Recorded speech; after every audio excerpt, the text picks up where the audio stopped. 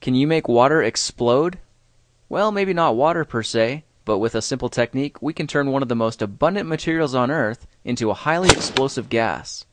In this project, we're building a generator that uses electricity to convert this into this.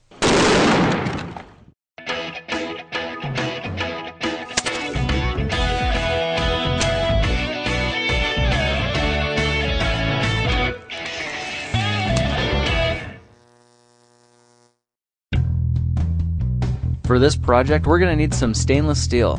I'm at a local fabrication company, and not only do they have plenty of scrap metal to choose from, they're even willing to help me cut it to custom sizes.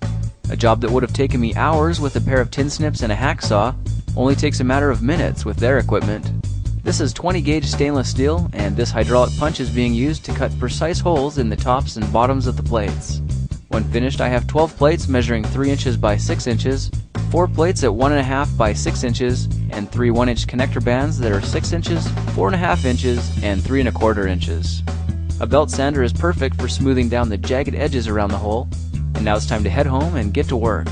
We'll need these 4-inch ABS cleanout fittings, 3/8-inch poly tubing, as well as some scrap 4-inch and 2-inch acrylic tubing I found at a plastics company. When I peel the protective layer from the plates, it reveals a beautiful and attractive surface. But that's not what we want for this project. Instead, we'll need to hunt down some sandpaper. This is 100 grit, and I'll place 2 plates in a diamond shape and sand them from top to bottom. Then rotate 90 degrees and repeat. These scuff marks will increase the surface area on the plates and increase the efficiency of the generator. Okay, I've finished off both sides of the plates, and you can see the crisscross pattern etched into the metal. The 1.5-inch plates are sanded as well, but the 3 connector bands are not. Alright, it's time to cut this acrylic tubing to size, so I'm using a chop saw to trim the edge smooth. Then I'll measure 7 inches and cut nice and slowly so that I don't chip the plastic. As the blade cuts, the friction also helps heat the plastic, leaving a fairly clear edge. After I've cut 5 inches of the 2-inch tubing, it's time to make some connections. With some gentle persuasion, I've managed to fit the large acrylic tube into the cleanout adapter.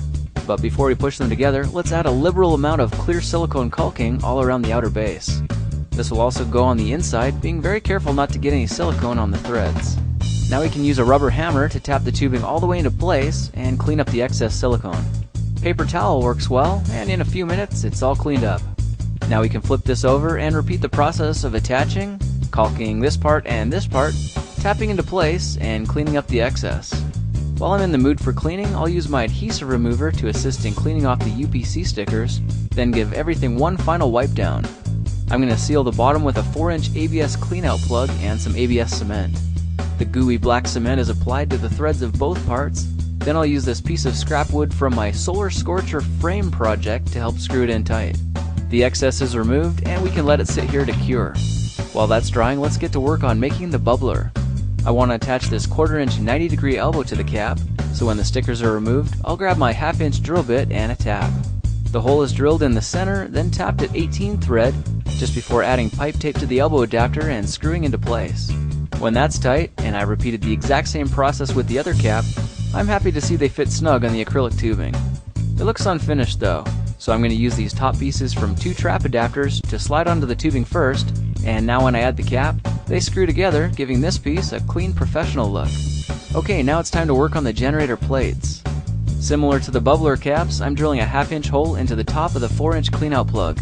When that's tapped to 18 thread, we can add pipe tape to a 3/8-inch swivel elbow and screw that into place. You can see that this swivels 360 degrees, and that's mostly for convenience. Using a 5/16 drill bit, I'll make holes on either side of the cap, and these will be for attaching the generator plates.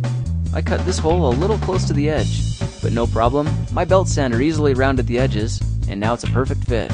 Next, I'll mark the 2 smaller bands at about 2 3/4 inch, and use my bench vise and a rubber hammer to bend them to 90-degree angles.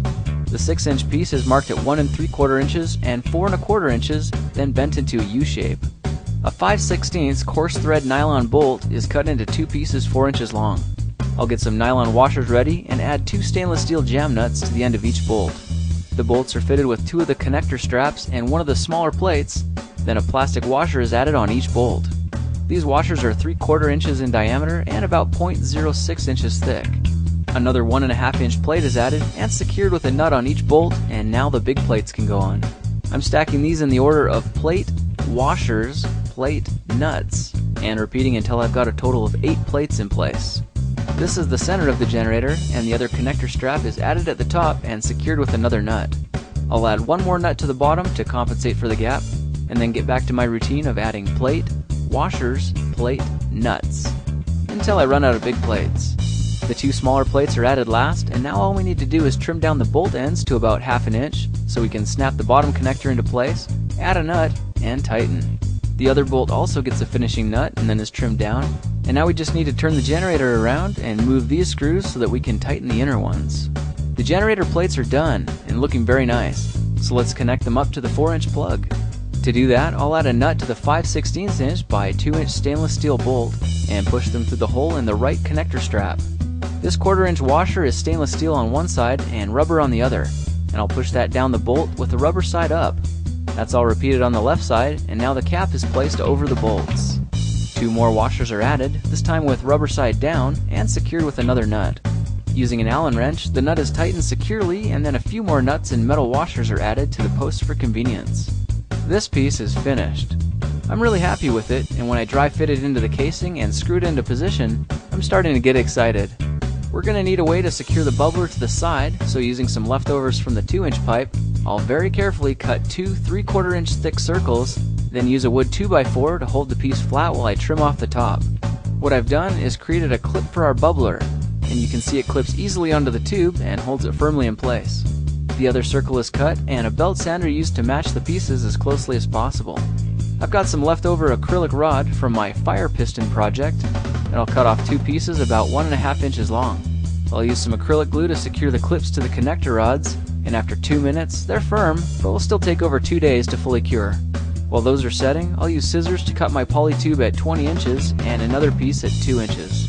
The 2-inch piece connects to a one-way check valve and gets inserted into the swivel elbow. This will prevent anything from flowing back into the generator. The 20-inch tube goes on the other end of the valve and then connects to one of the bubbler elbows. It looks like we're ready to attach the clips to the body, so let's use the bubbler body as a form for spacing the clips, and with the generator on its side, find where it balances.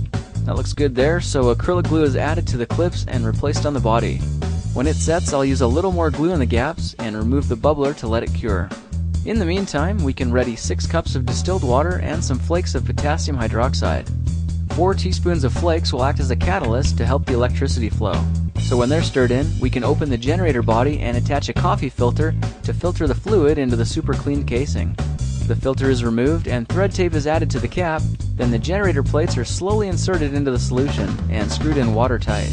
To finish up, we can remove the top cap from the bubbler, add some water, and screw it back together. The remainder of the poly tube is attached to the bubbler elbow, and there it is, a sexy looking hydroxy generator. This system produces an extremely powerful oxyhydrogen gas. Running on 2 car batteries, it'll make about 5 liters per minute, and when the gas is used, it simply turns back into water. The amount of water already in this system is enough to produce thousands and thousands of liters of fuel. Some people say that this is the fuel of the future. Whether or not that's true, the amount of power in the gas is humbling. Well, there's how to build a simple water-fuel converter. If you like this project, perhaps you'll like some of my others. Check them out at thekingofrandom.com.